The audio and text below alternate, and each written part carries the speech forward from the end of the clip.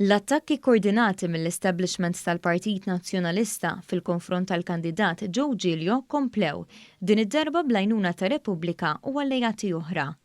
Il-Gazzetta Kulħadd irrapportat kif Manuel Delija daħal jgħin f'dawn l-attakki u kompla jqajjem dubji dwar l-avukat Joe Giglio permezz tal-blog tiegħu.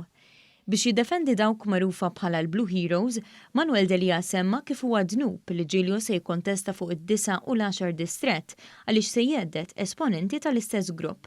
Fost dawk l-aktar friskju f'dawn id-distretti hemm Jason Azzopardi u Carola Aquilina. Fuq id-9 distrett ta' faħarstu Jason Azzopardi wara li qed jaffaċċja teddida oħra fuq ir-raba' distrett. Minna l-oħra l-10 distrett huwa ta' uġieħ ta' ras għal Carola Aquilina, meta fl-aħħar elezzjoni tela minn dan id-distrett u wara li baqa' l-art fis-sitt distrett.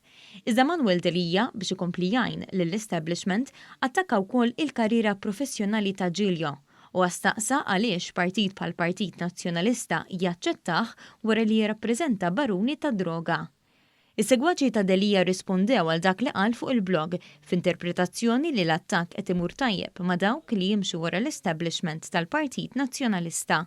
Fost il-kummenti kien hemm dawk ta' support lejn l-establishment. Hawnhekk issemma kif Giglio ma ħaqqux ikollu rwol fil-Partit Nazzjonalista jew fil-Parlament. Kien hemm ukoll min qabel il-Giglio ma' DeMarco Clan, eku ta' kampanja li ilha dejja snin fih dan il-partit biex ċertu persuni ikunu emarġinati. L-attakk fil-konfront ta' Giglio ilu għaddej fosthom fil-Kumitat tal-Kontijiet Pubbliċi fil-Parlament u fil-blog vote li wħud ikkoordinaw biex jagħmlu aktar ħsara lil Giglio.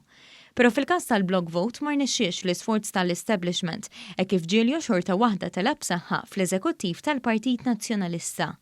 Konxju ta' dawn l-attakki, Giglio kontesta u sussegwentament tela fl-eżekuttiv biex ikollu sieq f'organu għoli tal-partit fejn ikun jista' jiddefendi lilu nnifsu mill-istess establishment.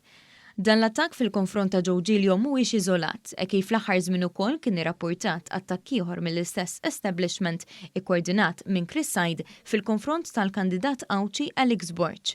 U mifhum kif quddiem dan kollu il-kap nazzjonalista Bernard Grech ma jista' jagħmel xejn għaliex huwa l-istess establishment li poġġi hemm.